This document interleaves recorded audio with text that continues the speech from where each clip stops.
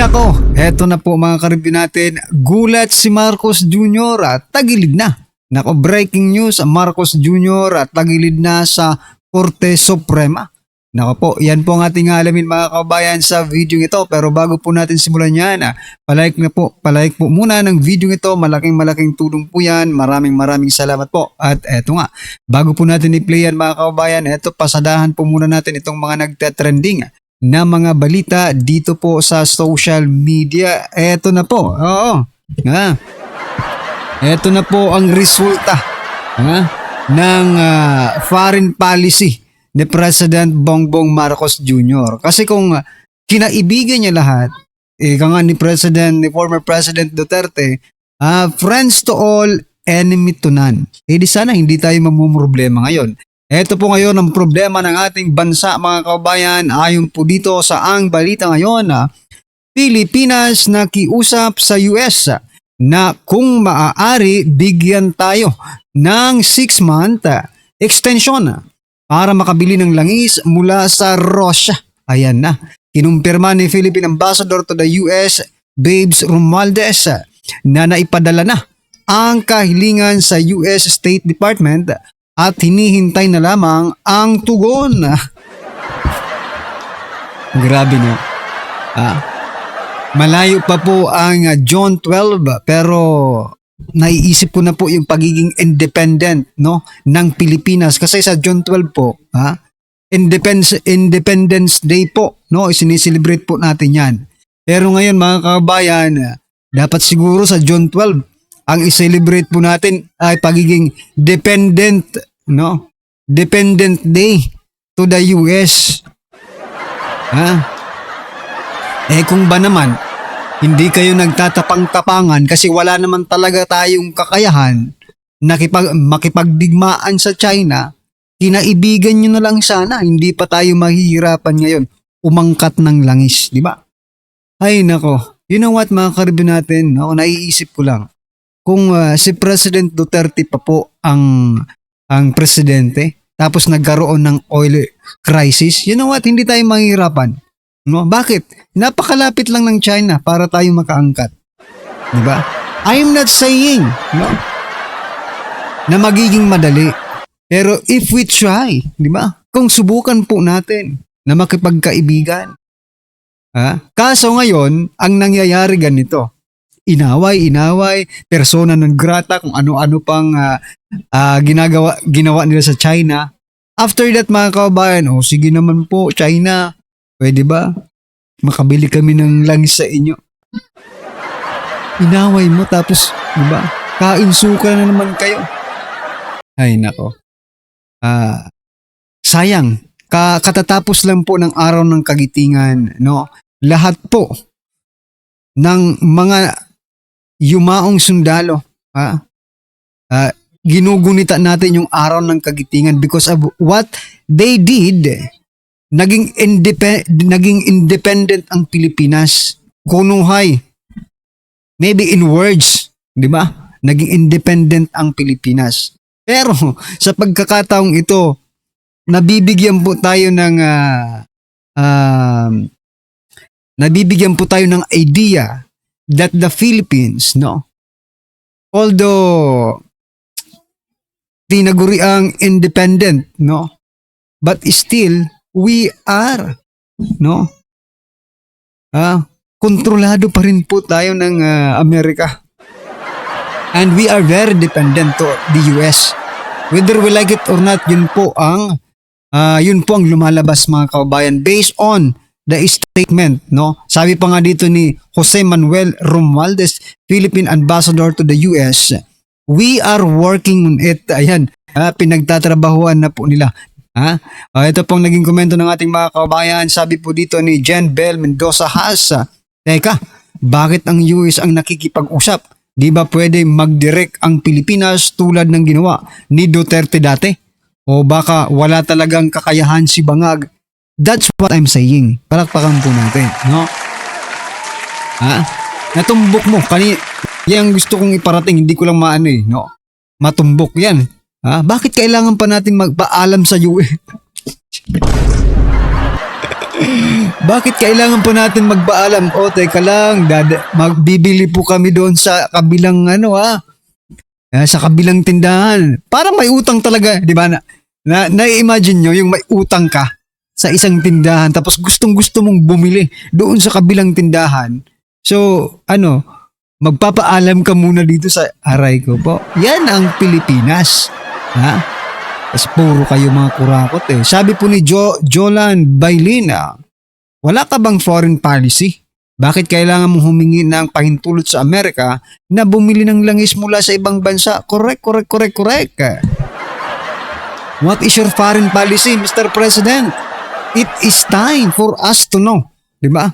Kailangan malaman niya ng taong bayan, dahil, ang foreign policy mga kabayan, tanging presidente lang po ang nakakapagdesisyon yan. Siya lang po ang sole architect, kung baga sinasabi ng iba, no? Sole architect ng foreign policy. But, maging anuman ang desisyon niya, maging anuman ang desisyon niya, lahat tayo apektado mga kababayan. Whether we like it or not, whatever the decision of the president, apektado po tayong lahat. Kaya marapat lang na malaman po natin ang kanyang mga pagdidesisyon sa buhay. Ay, nako. Anyway, ano po ang inyong opinion, reaksyon patungkol dyan mga kabayan? Just comment down below at bago po natin ipi-play yung video, mga karibin natin, eto gusto ko munang i-share ito. Eto si John Vic Rimulya. Nako. Ay, nako. Puro po pagpapapogi ang ginagawa ni John Vic Rimulya. Malayo pang 2028. Si BP Sara sabi lang siya, okay, na tatakbo siya sa 2028 but until now, she is not campaigning, no? And she is not doing something na pang 2028 na, di ba? Pero itong taong ito, pati si Risa Hontiveros, hindi na magkamayaw, okay? Sabi po dito ni John Vic Rimulya, sabi po sa balita, Rimulya, planong tuldukan ng informal settlers sa bansa sa pagbibigay ng pabahay kung sakaling maging presidente. Manny Pacquiao. Okay, si Manny Pacquiao ba ito? Or si President Bongbong Marcos ba ito? Kung yan po ang plataforma mo sa 2028, maniwala ka. Hindi yan kakagatin ng taong bayan. Bakit? Sawang-sawa na po ang taong bayan sa mga pangakong ganyan. Si President Bongbong Marcos Jr., 1 million per year. Di ba? 1 million ba yun? 2 million. Okay? Whatever the figures, pangako rin yan ni President Bongbong Marcos Jr. Si former Senator Manny Pacquiao, yan din po ang pangako. Nako po. Wala talaga. Puro lang pagyayabang ang ginagawa ninyo. Bago ka mangako ng kung ano-ano para ka maging presidente, ulihin mo muna si Saldico nang may managot na. Opo. Yung mga big fish, nag-aantay po kami. Hulihin mo na, ano na po ba talaga ang yung update kay Saldico. Diba? Mahuhuli nyo na po ba or hindi nyo mahuhuli? Kasi patapos na po ang termino ni President Bongbong Marcos Jr. Ngayon, pag hindi nyo yan hinuli, sino ang mapapanagot sa flood control scam? Diba? Ang tanging susi lang po. Kasi kahit anong sabihin nitong mga ex-marines, no? Kahit anong pakita ng mga video ni Attorney Baligod, it is going to be verified, no? By Saldico. Kailangan pong patunayan rin ni Saldico na yung mga video yan ay totoo. Kasi sa kanya nagtatrabaho itong mga tao. Ngayon, mapapatunayan lang po yan, mga kababayan, kung mahuhuli po ni John Vic Rimulya at maipapauwi po dito itong si Saldico. Pero ano pong nangyayari? Yung hinuhuli tuloy ni Rimulya, yung mga nakahubad. Okay, yung mga naiinitan dahil sa summer. Ang daming memes Opo, ang daming lumalabas ngayon ng mga memes. Sabi doon sa isang nakita ko, dalawang lalaki hinuli dahil nahuling nakahubad sa gitna ng pagsiswimming. Di ba? Ginagawa ka na lang katatawanan, Rimulya. So tapos mangangarap ka pang maging presidente. Anyway, ito po, sabi po dito sa komento ni Efran, budol strategy, Marcos strategy, correct. Hindi naman siya magiging pangulo kahit kailan, okay? In your dreams, Mr. Rimulya, ayon po kay Tolitz. Sabi naman po ni Demokratikong Pahina, as in po, Sir, Junvic Rimulya, may plano po kayo tumakbo pagka-presidente? Aba, nagtinatanong na si Rimulya. Okay? Lahat ata ng nasa posisyon sa gobyerno ay pwede magpabahay para kasing marami na nagsasalita na pabahay ngayon eh. Malaki po kasi ang kalakal yata no? Malaki po yata ang korupsyon sa pabahay. Biruin mo. For example, 100,000 yung 100,000 po yung buong bahay, okay? Bibigyan ka lang ng barong-barong, di ba? Mayroon na silang magkano? Malaki po ang mapupunta sa kanila. Bibigyan ka lang ng pwede mo nang tirahan, di ba? Ganun naman talagang nangyayari, no? Ay nako. Anyway, ano po ang inyong opinion dyan mga kababayan? Just comment down below. At eto, pasadahan na po natin yung video. Pasok, yari ngayon si Bangag. Ayan na. Tagilid na sina Marcos mga kababayan sa Korte Suprema. Ayun mismo yan ha. Dito kay Congressman Ungab mga kababayan sa isa sa mga petitioner mga kababayan sa mga maling ginagawa nitong gobyernong Bangag mga kababayan dito sa ating bansa. Insider information, siya mismo, witness mga kababayan sa nagaganap na hearing ngayon sa Korte Suprema na kung saan news blackout ang media. Ayon sa kanya, tagilid sina Bangag at maganda ang mga kababayan. Maganda ang laban nila. Naaayon sa kanilang mga gusto ang resulta ng argumento doon sa Korte Suprema. It's only a matter of time, mga kababayan. It's only a matter of time. Konting tiis na lang. Patatapos din ang kabangagan dito sa ating bansa. Panoorin niyo po, mga kababayan. Nandun ba kayo sa Korte Suprema? Kabilang ba kayo sa naimbitahan? Yes, I was there. I was Ilan ang petition invited. Naghihintay din ako na tawagin ako. Although sa naririnig natin kanina, maganda na yung Aroy! Maganda na yung takbo. Eto mga kababayan, balita natin, wala man lang nag-defend mga kababayan na mga outsider at saka doon sa mga huwes. Walang tanggap mga kababayan sa explanation ng mga Bangag. Maging yung sinamunsod mga kababayan, nilaglag na si Bangag. Okay na to, kahit hindi na ako tawagin, happy na ako. Happy. Kami rin happy. By next year mga kababayan, sana mayroon na yung resulta sa Korte Suprema. Dahil kapag hindi pa rin yan tatanggapin mga kababayan na reason ng Congress bilang grounds of impeachment, talagang maghahalo ang balat sa tinalupan. Sana mga kababayan, bago mag-eleksyon sa 2028 is ma-impeach na yan si Bangag. Dahil delikado dapat mapigilan mga kababayan na siya ang presidente habang nagaganap ang eleksyon dahil talagang sigurado tayong mangyayari ang napakalalang dayaan mga kababayan kapag si Bangag ang nakaupo habang mayroong eleksyon. Kikita natin yung direksyon sa mga pagtatanong at sa mga presentation ng mga friends support. Nakikita natin na parang sang-ayon sila sa ating mga views and opinions. See? Hindi lang sinabangag dito mga kababayan ha. Pati na si Ralph Recto. Nasabi ni Malutikia mga kababayan parang nag-a-acting president na daw.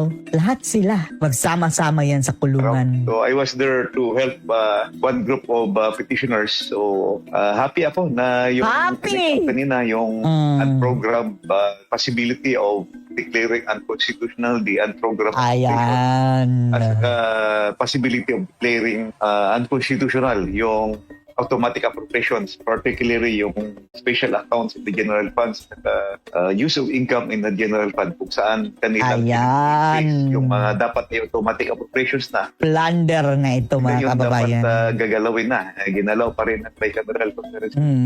Ginalaw na mga makakating kamay. So ang ibig sabihin nun, naglampas sila sa proposed National Expenditure Program. Tapos, saan nila saan nila nilagay, okay lang sana kung ginamit sa tama. Pero, ninakaw pa. Under the Constitution, dapat hanggang doon ka lang sa level na naisumpitar na. Ayun. Kumbaga, doon po sa, kasi binigyan pa ng, ang mga Walang lusot dito si Bangag, mga kababayan, dahil pinirmahan niya. Pinirmahan niya. Si Bangag na siguro, mga kababayan, no, ang the most corrupt president in Philippine history. Tinalo na niya ang kanyang tatay, mga kababayan. maraming nagsalita doon ay yung mga abogado ng petitioner, tapos yung mga bisita po, no? Hindi lang po kayo na natawag, meron po yung dating budget secretary, dalawang dating budget secretary, di po ba? Tapos isang ekonomista. Ano yung nakikita niyo pong commonality doon sa kanilang pag-question dito po sa mga national budget po natin? Yung very common, yung una-una, si former NEDA Secretary Solita Bunsod, Pati si Monsod, ha? Na mukhang bumangag yan dati eh. Pero ngayon, hindi na rin niya sikmura, mga kababayan. Oh. former DBM Secretary Bendiok, no, as well as former Senator Frank Drilon. Yung pinakauna na gina-point nila is the budget is Budget. on the Philippine Development Plan.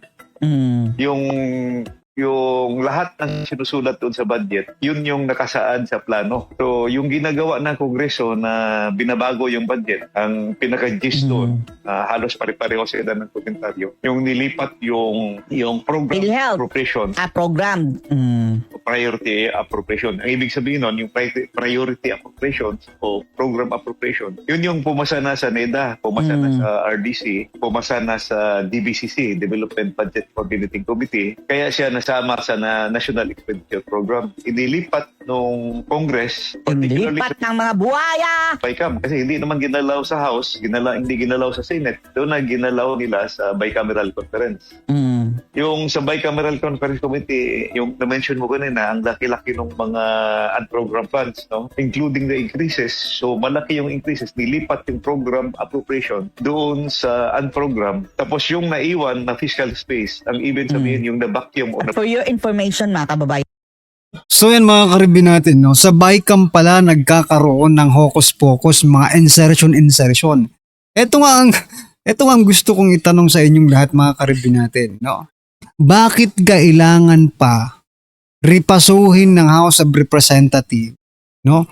Yung mga budget na yan, tapos ipapasa papunta sa taas sa Senado, no? Tapos riripasuhin din ng Senado, pero walang masyadong nagagalaw dyan, no? Tapos dito pala sa bicameral conference, dyan na po pala pumapasok ang lahat ng mga insertion. Ang suggest ko sa inyo, di ba? Eto, bilang bilang ordinaryong Pilipino, para makatipid-tipid naman tayo. Huwag na kayong mag-deliberate dyan sa House of Representatives at sa Senate. Diretso na po bicameral, total sila naman po ang nagdidesisyon eh. Di ba? Niloloko nyo pang taong bayan sa napakaraming proseso. Nako, etong Congress, Senate, no, tas bicameral pa lang magdidesisyon, mga karibin natin, pinahahaba lang nila ang proseso para malito tayo. Diba? At the end of the day, malita lang po ang katapat ng lahat ng ito. Diba?